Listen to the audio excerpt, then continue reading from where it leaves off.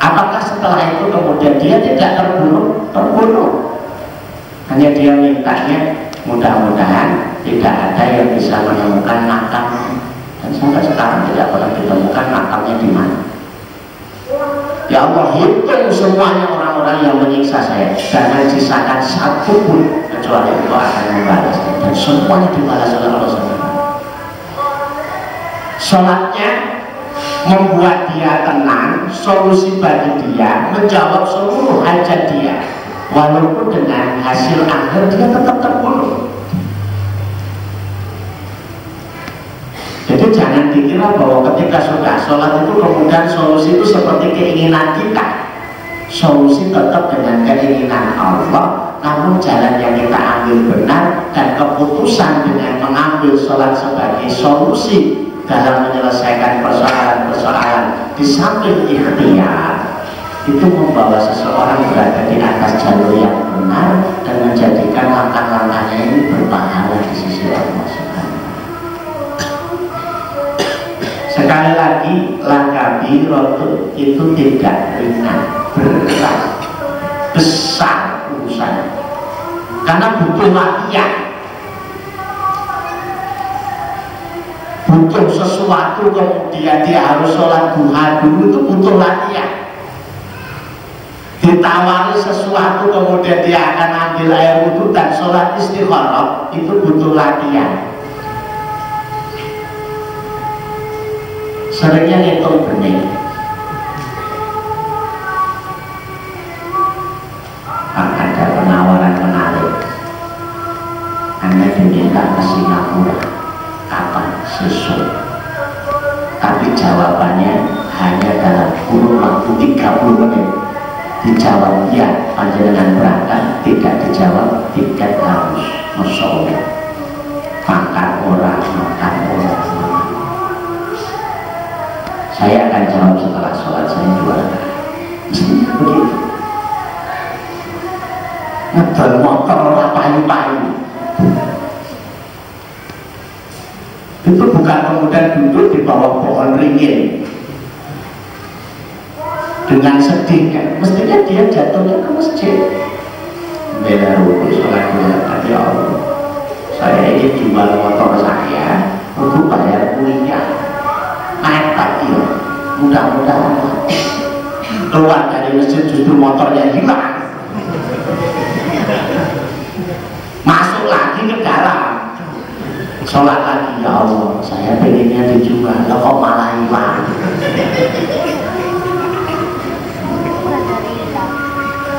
Berarti saya niatkan double ya. Pertama saya niatkan untuk saya jual, sekarang malah hilang, tak niatkan sedekah ya. Jangan tanggung jawab untuk ganti.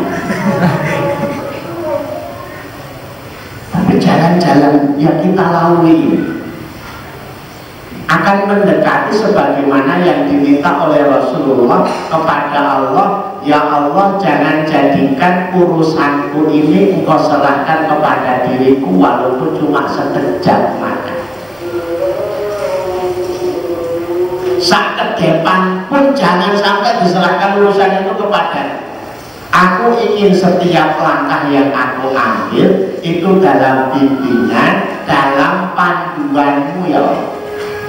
Dan cara berkomunikasi yang paling singkat, paling mudah, kondisi terdekat hamba dengan Allah Subhanahu wa ta'ala, maka kondisi itu di saat sujud.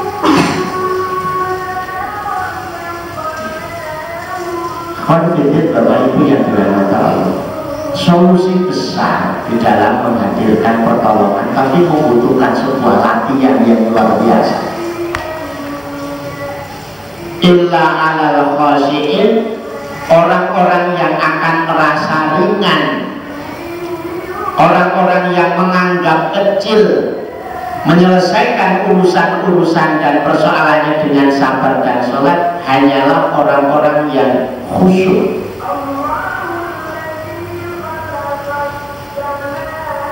Al-khashi'un, dan Allah jelaskan sekaligus siapa itu al-khashi'un. Al-khashi'un adalah alladzina yadunnuna annahum mulaqu rabbi. orang yang ketika sholatnya itu ia yakin, yang dununa itu dalam bahasa Arabnya itu artinya mengira, tapi dalam bahasa tafsirnya itu yakin bahwa di dalam sholatnya itu mulaku rabbihim, dia bertemu dengan Rabbnya. Dan kalimat yang dipilih di ayat itu bukan mulakullah, bukan mulakur rahman, bukan mulakur rahim, bertemu dengan ar-Rahman, bertemu dengan ar-Rahim, bertemu dengan Allah, tapi dialamatkan dengan alamat yang jelas, mulaku Rabb, bertemu dengan pemilik segala urusan. Sehingga di dalam sholat itulah ketemu jawabannya, mau itu jodoh, mau itu rezeki, mau itu perasaan, mau itu apapun, muasalnya juga dari Allah, bukan solusinya juga dari Allah. Kalau sudah ketemu di hadapan Allah, ini adalah cara yang tertepat, cara yang paling tepat untuk melampiaskan segala keluh kesah kita. Begitu pula nanti di hadapan Allah di yaumul akhir, kita akan berhadapan dengan Allah SWT. Ditanya satu persoalan, kamu hadapi masalah ini bagaimana cara? Saya sholat ya Allah. Kemudian kau masih petunjuk. Kamu berhadapan dengan masalah ini, saya sholat dulu ya Allah. Kemudian kau masih petunjuk.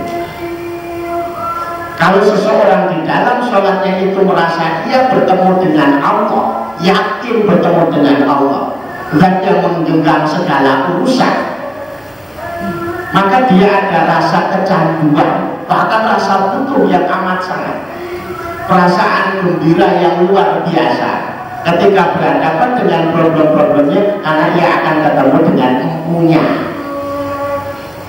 Kalau kita sederhanakan lebih sedikit, ketika panjenengan pusing ngurusi EKTP, apa sih EKTP? Elektronik, urusan ketemu Pak Lurah Imbian saja bolong, itu kira-kira tenang nggak kita berhadapan? Ini cocok, Pak.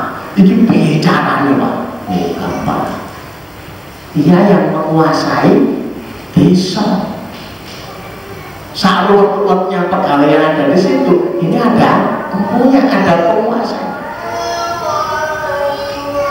Bahwa segala urusan yang kita miliki di muka bumi ini ada Rabbnya, ada empunya, ada yang mengatur, yaitu Allah Rabbul Alamin. Ketika seseorang sudah berada di hadapan empunya, muasal segala masalah dan muasal segala solusi, mestinya ia merasa dengan sholatnya itu menjadi tenang. Ada seorang jamaah mengisahkan kegalauan dalam hidupnya saat putranya ini nempuh, Pak,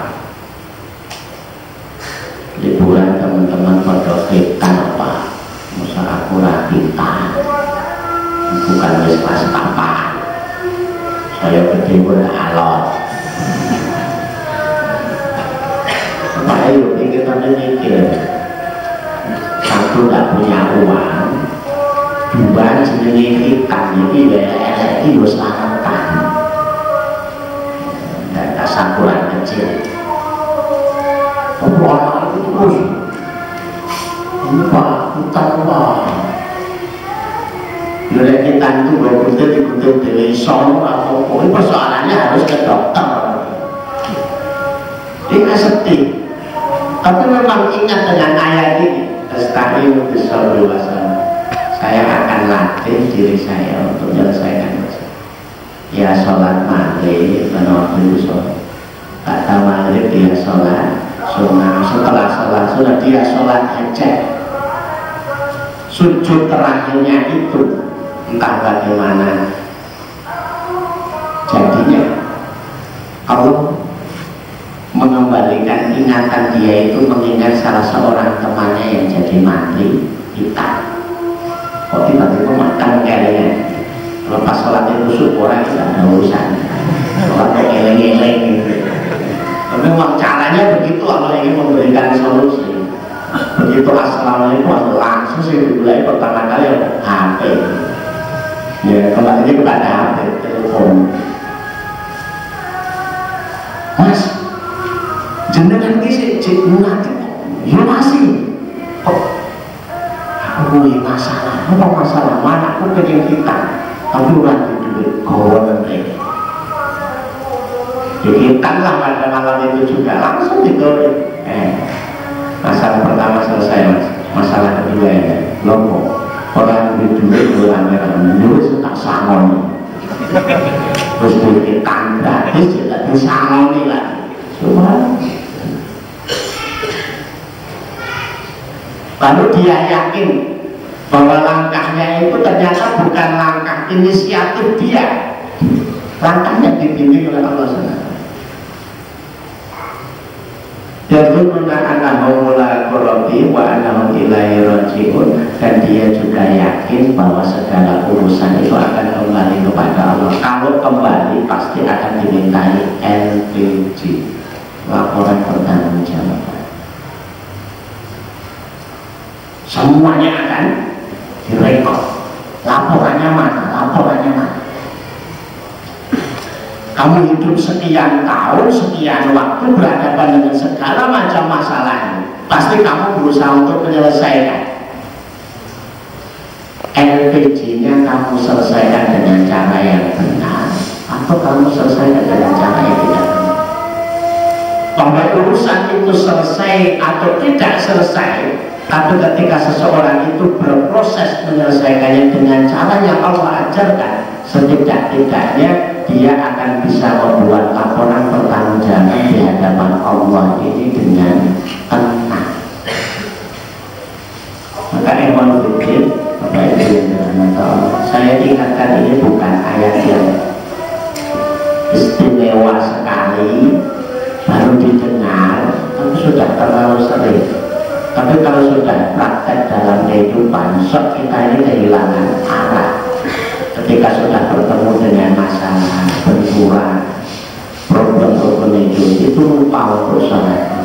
Gunakan doanya, gunakan tahajudnya, gunakan istikharahnya, gunakan sholat hajat.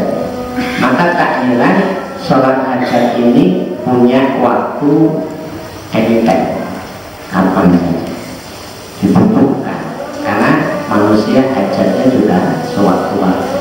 Istikharah pun waktunya adalah anytime, kapan saja, karena seseorang butuh pilihan itu juga sewaktu-waktu.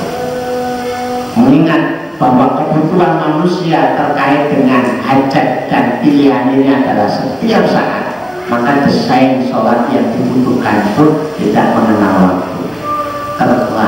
Tergantung lagi kembali kepada pribadi kita masing-masing untuk melatihnya setiap berhadapan dengan masalah. Mudah-mudahan kita dijadikan oleh Allah SWT di dalam mencari pertolongan dalam persoalan hidup kita, kembalinya kepada sahabat dan sahabat.